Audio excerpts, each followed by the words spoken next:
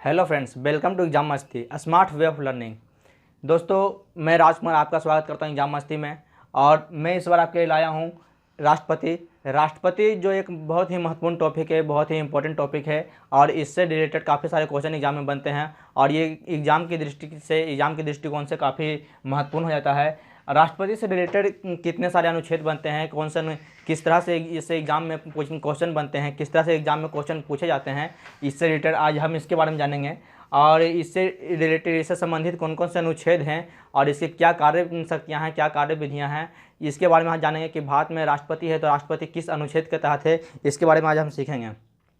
तो आइए देखते हैं कि राष्ट्रपति के बारे में हम थोड़ा बहुत पहले शुरू में देख लेते हैं डिटेल।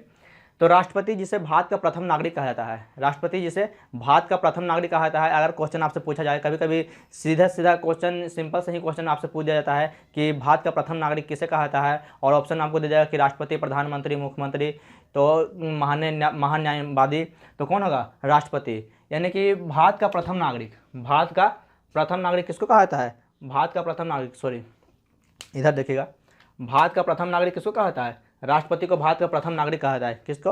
राष्ट्रपति को। अनुच्छेद 52 के तहत, किसके तहत?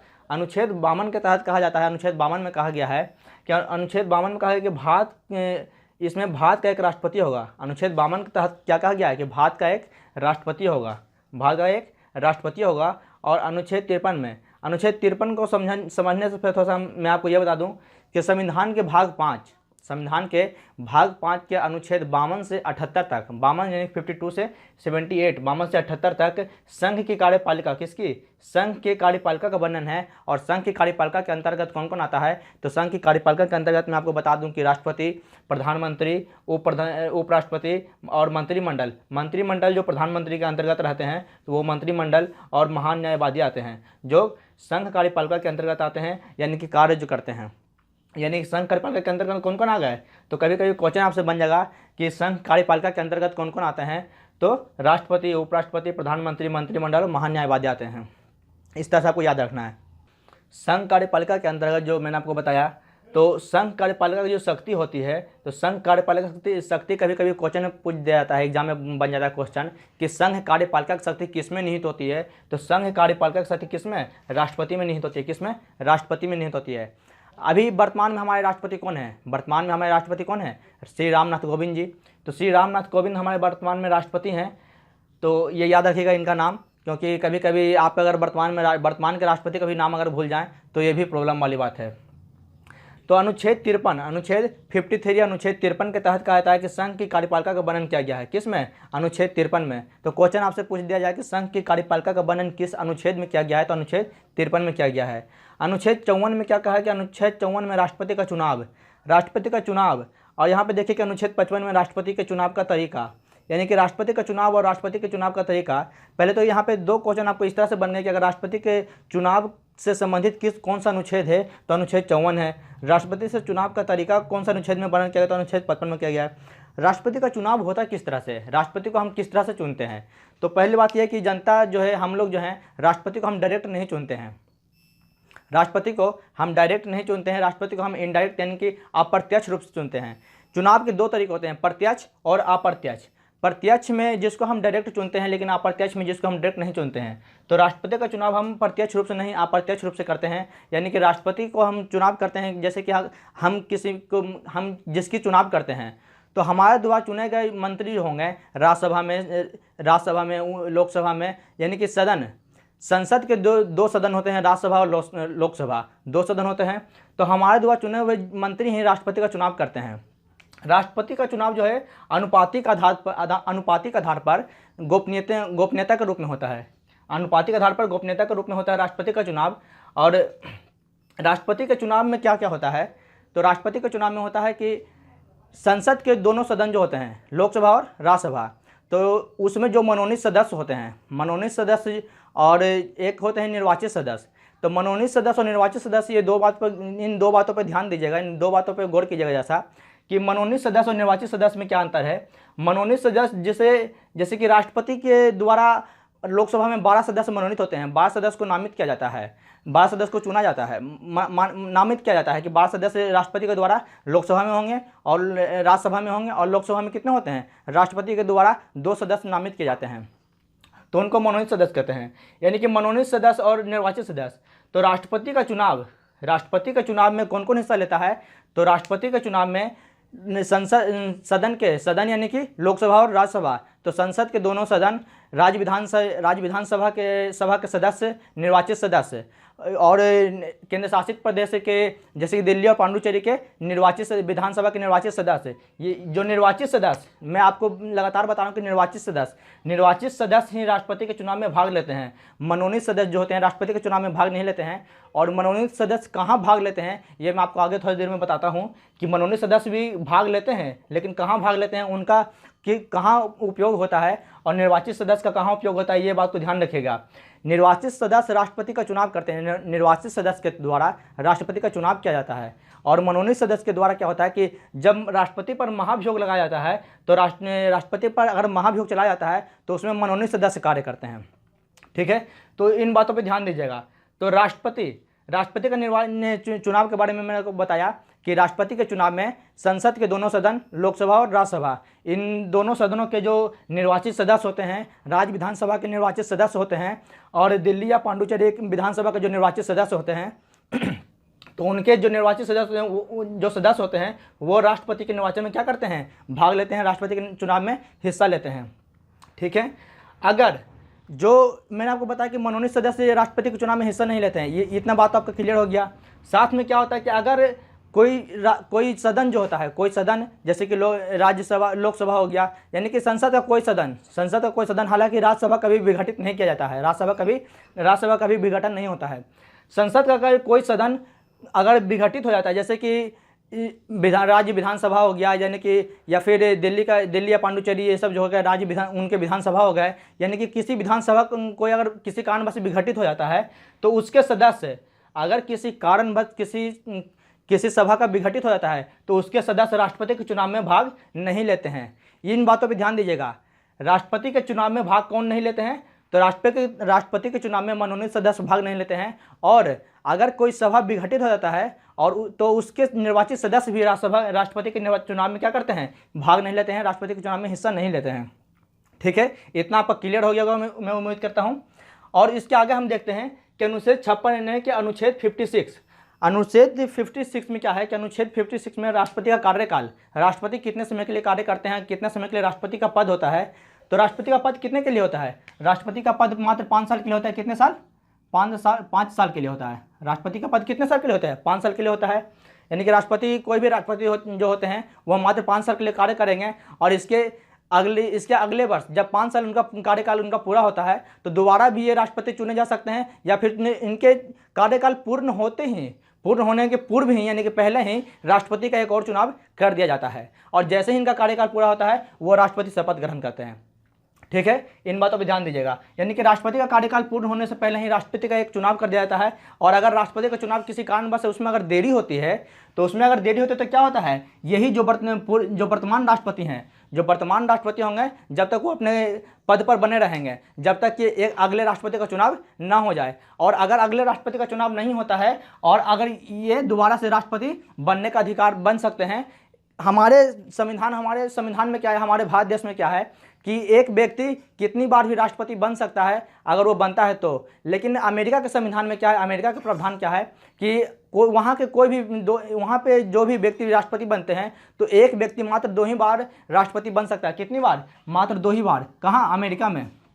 तो कभी कभी आपको क्वेश्चन यहाँ से पूछ दिया जाता है कि अमेरिका के राष्ट्रपति जो होते हैं, अमेरिका के जो व्यक्ति राष्ट्रपति बनते हैं वो कितनी बार राष्ट्रपति बन सकते हैं, तो मात्र 2 बार। लेकिन यहाँ ये लिमिट नहीं है कि वो कितनी बार राष्ट्रपति बन सकते हैं। जैसे कि आपको एक उदाहरण के लिए मैं बता दूं कि हमारे जो राजेंद्र प्रसाद थे, भारत के प्रथम राष्ट्रपति राजेंद्र प्रसाद, तो वो 2 बार लगातार राष्ट्रपति बने थे। जैसे कि हमारा जो पहला चुनाव हुआ था कब, 1952 में हमारा राष्ट्रपति का पहला चुनाव हुआ था, उसमें राजेंद्र प्रसाद जी राष्ट्रपति बने थे।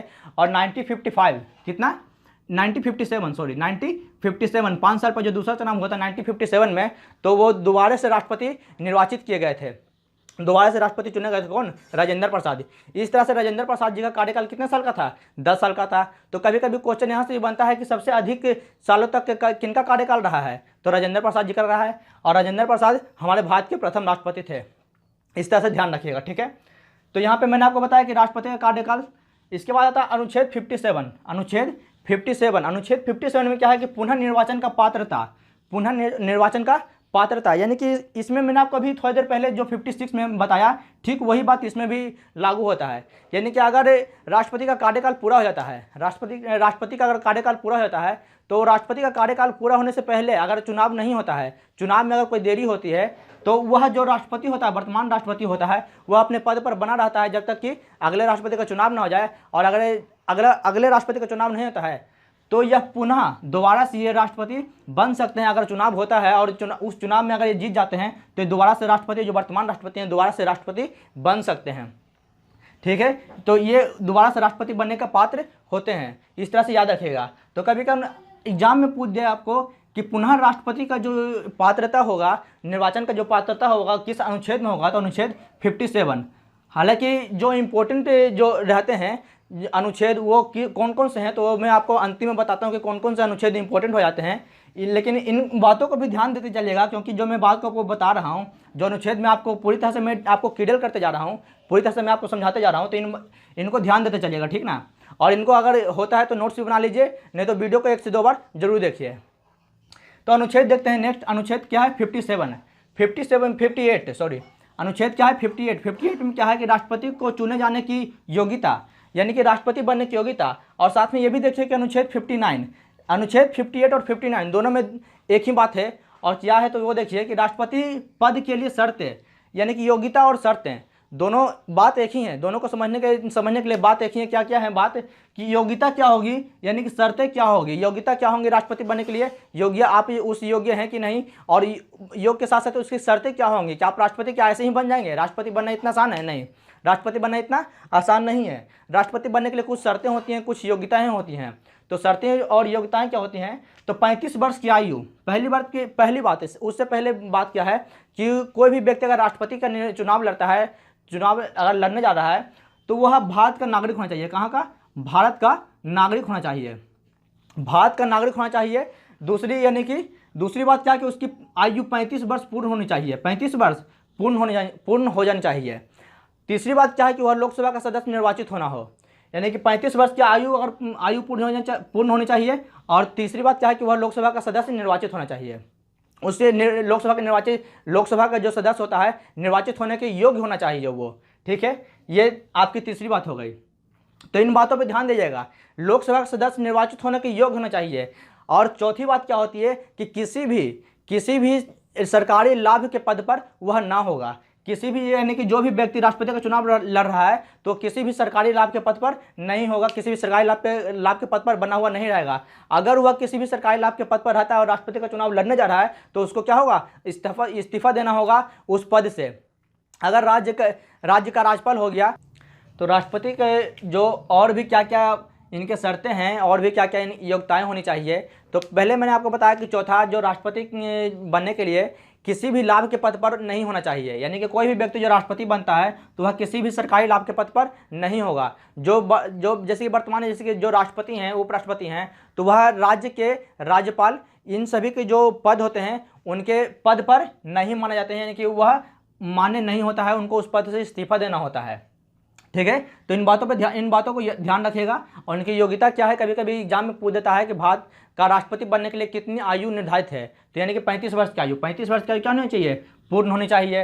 राष्ट्रपति का चुनाव राष्ट्रपति के जो संबंधित चुने जाने की योग्यता का जो अनुच्छेद है, किस अनुच्छेद में वर्णन किया गया है? तो अनुच्छेद 58 में उसका वर्णन किया गया है। शर्तें किस अनुच्छेद में? तो शर्तें किस अनुच्छेद में? 59 में इसका शर्तें हैं। इसके बाद देखिए नेक्स्ट क्या है, फिर 60। इससे पहले इसमें कुछ शर्तें और हैं।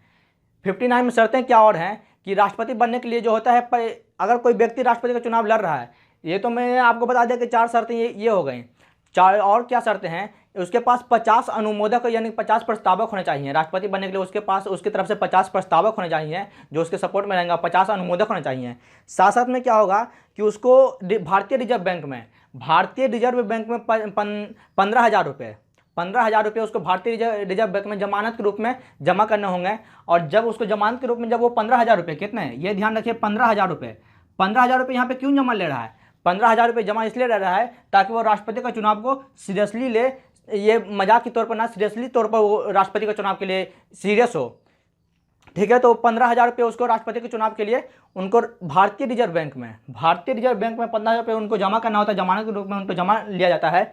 और साथ में क्या होता है कि उसमें अगर वह कुल पदों का, कुल जो उनको वोट मिलते हैं, तो कुल वोट का 1/6, कितना, 1/6 उसको लाना होता है। अगर वो 1/6 से अगर कम लाता है, तो कुल वोट का 1/6 से अगर वो कम लाता है, तो ये पैसा क्या होता है, ये पैसा जो होता है जब्त कर लेता है भारतीय रिजर्व बैंक में। क्या होता है, भारतीय रिजर्व बैंक में 15,000 रुपये जब्त कर लेता है। कितना, अगर 1/6 से वोट अगर कम लाता है, जो कुल वोट हैं उससे अगर कम लाता है, तो ये शर्तें हो गई। तो ये शर्तें भी ध्यान रखिएगा।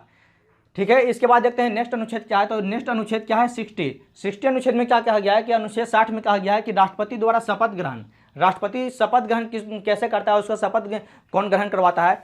तो राष्ट्रपति की जो शपथ है अनुच्छेद 60 में, पहले तो कभी कभी क्वेश्चन यहाँ से ये बन जाता है कि राष्ट्रपति का शपथ ग्रहण किस अनुच्छेद में वर्णन किया गया है। तो अनुच्छेद 60 में वर्णन किया गया है। किसमें, अनुच्छेद 60 में। फिर यहाँ पे क्वेश्चन एक और क्या बनता है, निकलता है, राष्ट्रपति को राष्ट्रपति के पद की शपथ ग्रहण कौन करवाता है।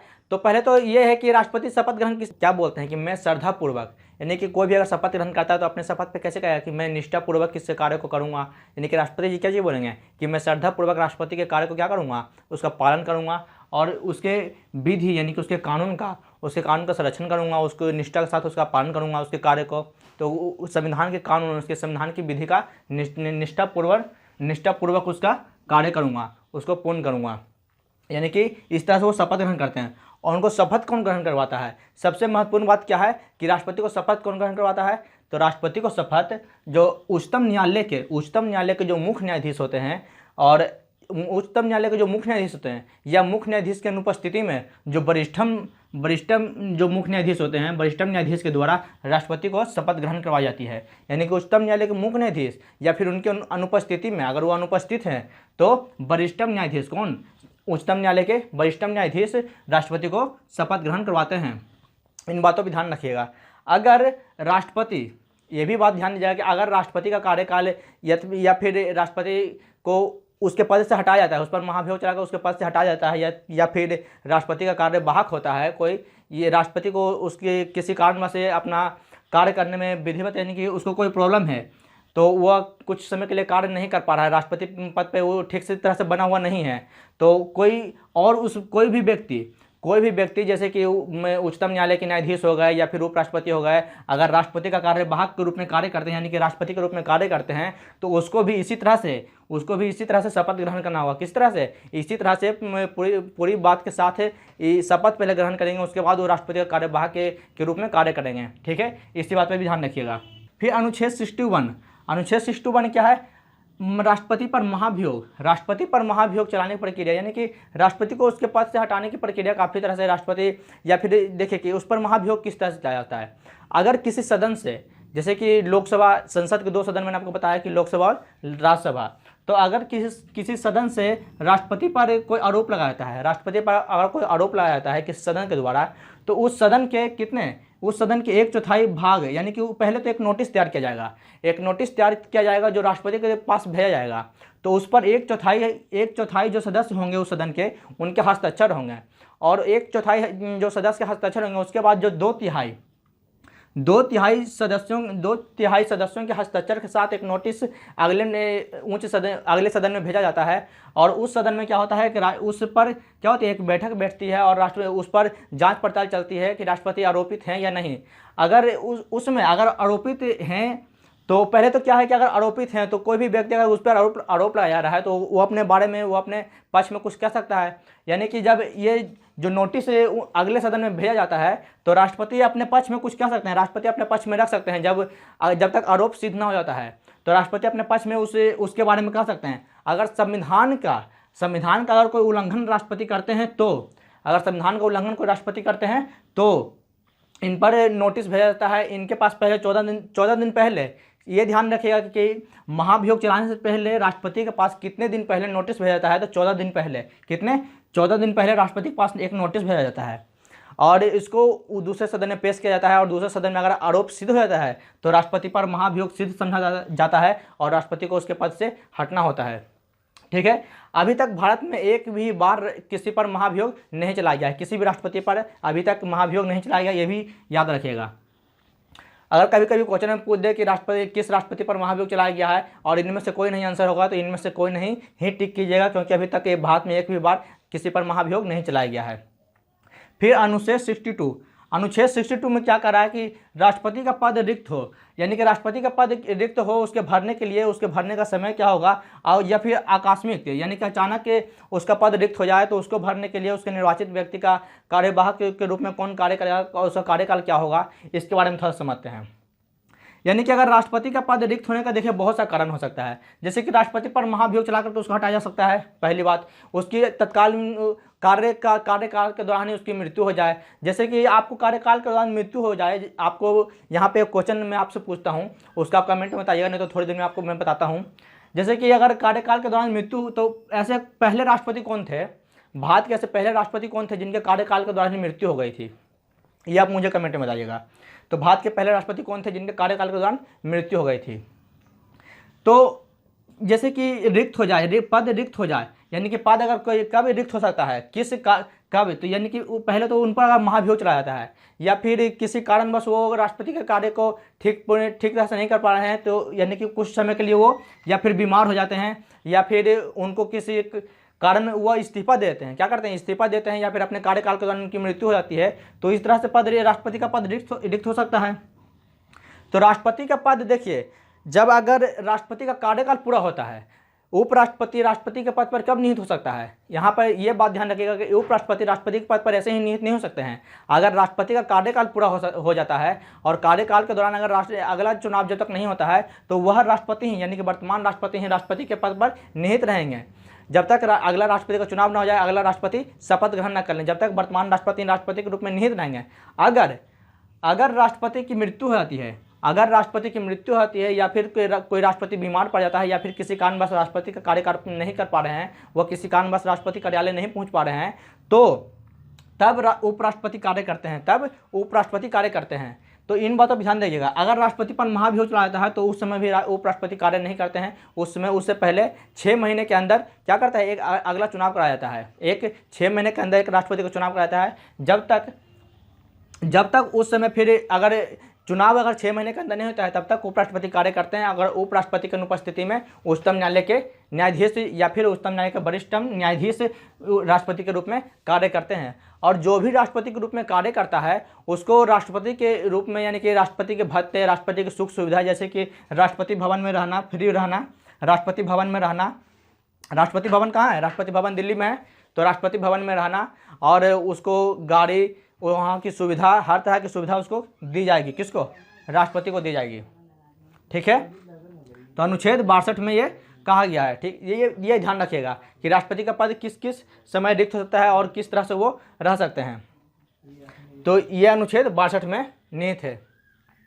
फिर अनुच्छेद 65 में क्या है कि उपराष्ट्रपति का राष्ट्रपति के रूप में कार्य करना, यानी कि मैंने आपको अभी बताया कि उपराष्ट्रपति जो है राष्ट्रपति के रूप में कब कैसे कार्य कर सकते हैं, कब कार्य कर सकते हैं।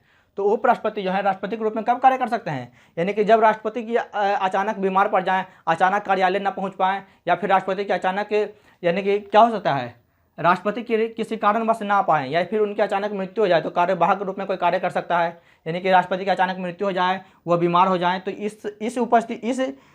इसमें किसमें वर्णन क्या है? अनुच्छेद 65 में, अनुच्छेद 65 में ये वर्णन किया गया कि उपराष्ट्रपति राष्ट्रपति के रूप में कार्य कर सकते हैं। तो ये ध्यान रखिएगा, अगर राष्ट्रपति का कार्यकाल पूरा हो जाता है और उस समय अगर जब तक राष्ट्रपति का चुनाव में अगर देरी हो रहा है तो उस समय उपराष्ट्रपति राष्ट्रपति के रूप में कार्य नहीं करते हैं। इन दो बातों पर ध्यान दीजिएगा। कभी कभी क्वेश्चन पूछता है कि उपराष्ट्रपति राष्ट्रपति के रूप में कार्य कब कर सकते हैं और आपको ऑप्शन दे देगा, तो इन ऑप्शनों पर ध्यान दीजिएगा कि उपराष्ट्रपति के क्या क्या ऑप्शन दे रहा है। या फिर तो उपराष्ट्रपति काम करते हैं अगर राष्ट्रपति की मृत्यु हो जाती है, या फिर राष्ट्रपति का अगर कार्यकाल पूरा होता है, राष्ट्रपति का कार्यकाल पूरा होता है तो उपराष्ट्रपति उस समय राष्ट्रपति के रूप में कार्य नहीं कर सकते हैं। ठीक है, इन पर ध्यान दीजिएगा। ये तो हो गए राष्ट्रपति से रिलेटेड कुछ अनुच्छेद। साथ में मैं आपको ये बता दूं कि राष्ट्रपति के चुनाव में उससे कुछ वाद विवाद, यानी कि उसके चुनाव में अगर कुछ वाद विवाद होते हैं तो उससे संबंधित जो मामले होते हैं, राष्ट्रपति के विवाद में जो राष्ट्रपति के चुनाव में जो वाद विवाद होते हैं उससे संबंधित जो मामले होते हैं उसका न्याय कहाँ होता है, उसकी सुनवाई कहाँ होती है। तो राष्ट्रपति के विषय में, राष्ट्रपति के चुनाव से संबंधित जितने भी वाद विवाद, जितने भी मामले होते हैं वो उच्चतम न्यायालय में उसका सुनवाई होता है। और उच्चतम न्यायालय में जो सुनवाई होता है, यानी कि उच्चतम न्यायालय का फैसला अंतिम फैसला होता है, उस पर कोई मैं कि उच्चतम न्यायालय के बाद इसके बाद उसका कहीं भी सुनवाई नहीं होता है। यानी कि उच्चतम न्यायालय का फैसला राष्ट्रपति के चुनाव के लिए अंतिम फैसला होता है। किसी के लिए भी उच्चतम न्यायालय का फैसला अंतिम फैसला होता है। और राष्ट्रपति से संबंधित जितने भी मामले, जितने भी वाद विवाद होते हैं राष्ट्रपति के चुनाव से संबंधित, तो सभी कहाँ होंगे, उच्चतम न्यायालय में होते हैं। अगर चुनाव के वक्त, चुनाव के समय अगर राष्ट्रपति किसी व्यक्ति को अवैध घोषित कर देता है, अवैध घोषित करता है, तो क्या होगा, राष्ट्रपति को अगर उच्चतम न्यायालय अवैध घोषित करता है तो वह तो अवैध माना जाएगा। लेकिन अगर राष्ट्रपति को अवैध घोषित कर दिया तो राष्ट्रपति द्वारा जो किए गए कार्य हैं क्या वो भी अवैध माने जाएंगे? नहीं। अगर कोई राष्ट्रपति को, अगर उच्चतम न्यायालय के जो न्यायाधीश हैं उसको अगर अवैध घोषित कर देते हैं तो उसके द्वारा जो किए गए कार्य हैं वो अवैध नहीं माने जाएंगे, वो उसमें क्या रहेंगे, पारित रहेंगे, वो कार्य उसी तरह से पारित रहेंगे। इन पर ध्यान दीजिएगा। यानी कि अगर क्वेश्चन बनता है और ये किस अनुच्छेद में आता है, तो ये आता है 71 यानी कि 71वें अनुच्छेद में आता है। किस अनुच्छेद में वर्णन किया गया है, राष्ट्रपति से संबंधित किसी भी वाद विवाद के जो मामले हैं वो उच्चतम न्यायालय में दिया जाता है और उच्चतम न्यायालय में उसका फैसला होता है। किस अनुच्छेद के तहत, अनुच्छेद 71 के तहत उसका फैसला होता है। ये इस बात पे ध्यान दीजिएगा। और अगर उच्चतम न्यायालय के न्यायाधीश जो हैं किसी भी राष्ट्रपति को अवैध घोषित अगर कर देते हैं तो उसके द्वारा किए गए कार्य अवैध नहीं माने जाएंगे। उसके द्वारा जो किए गए कार्य उसमें ऐसे ही उसी तरह पारित रहेंगे, उसी तरह कार्य पूर्ण रहेंगे। ठीक है, इन पर ध्यान दीजिएगा। जैसे अब मैं आपको यहाँ पे मैं बताता हूँ कि जो मैंने आपको अभी क्वेश्चन जो पूछा था कि राष्ट्रपति की कौन से राष्ट्रपति के कार्यकाल के दौरान उनकी मृत्यु हो गई थी, तो किनकी हुई थी, तो हमारे जो तीसरे राष्ट्रपति थे, तीसरे राष्ट्रपति कौन थे, तीसरे राष्ट्रपति तो डॉक्टर जाकिर हुसैन। हमारे तीसरे राष्ट्रपति कौन थे, डॉक्टर जाकिर हुसैन, जिन्हें भारत का प्रथम मुस्लिम राष्ट्रपति कहा जाता है। तो कभी कभी क्वेश्चन बनता है कि प्रथम मुस्लिम राष्ट्रपति किन्हें कहा जाता है, तो डॉक्टर जाकिर हुसैन को प्रथम मुस्लिम राष्ट्रपति कहा जाता है। और ये प्रथम राष्ट्रपति थे जिनके कार्यकाल के दौरान मृत्यु हो गई थी। और इनका कार्यकाल कब से कब तक था, तो इनका कार्यकाल था 1967 से 1969, यानी कि 69 में 13 अप्रैल, शायद कुछ 13 अप्रैल था, ऐसे ही 13 अप्रैल। आप डेट इतना याद नहीं रखिए, लेकिन इतना बस याद रखिए कि 1969 में इनकी मृत्यु हो गई थी। ठीक है, यानी कि हमारे तीसरे राष्ट्रपति थे, कौन से, तीसरे राष्ट्रपति थे डॉक्टर जाकिर हुसैन। इनके बाद हमारे चौथे राष्ट्रपति कौन बनते हैं, बीबी गिरी हमारे चौथे राष्ट्रपति बनते हैं 69 में ही, 1969 में हमारे चौथे राष्ट्रपति बनते हैं। तो कार्यकाल के दौरान जिनकी मृत्यु हुई थी कौन थे, डॉक्टर जाकिर हुसैन थे। तो राष्ट्रपति से संबंधित ये कुछ अनुच्छेद थे और इसी तरह और भी अनुच्छेद हैं राष्ट्रपति से संबंधित। ये राष्ट्रपति के पार्ट 2 में हम इसको तो पूरी तरह से क्लियर करेंगे। इसका पार्ट 2 भी मैं आपके लाऊंगा बहुत जल्द ही। तो इसका जो पार्ट 2 होगा इसमें राष्ट्रपति को हम पूरी तरह से समाप्त करेंगे और उसमें पूरी तरह से इसको हम क्लियर करेंगे। और राष्ट्रपति जो से जितने भी संबंधित मैंने आपको अनुच्छेद बताए ये काफ़ी महत्वपूर्ण हैं, इनको एक बार नोट कर लीजिए और अच्छी तरह से इनको याद कीजिए। और वीडियो को एक बार नहीं 2 बार देखिए ताकि आपको अच्छी तरह से वीडियो समझ में आ सके। और अगर आपको वीडियो अच्छा लग रहा हो तो इसको लाइक करें, सब्सक्राइब करें चैनल को और ज़्यादा इसको शेयर करें ताकि और भी बच्चे इसका फ़ायदा उठा सकें। जय हिंद, जय भारत।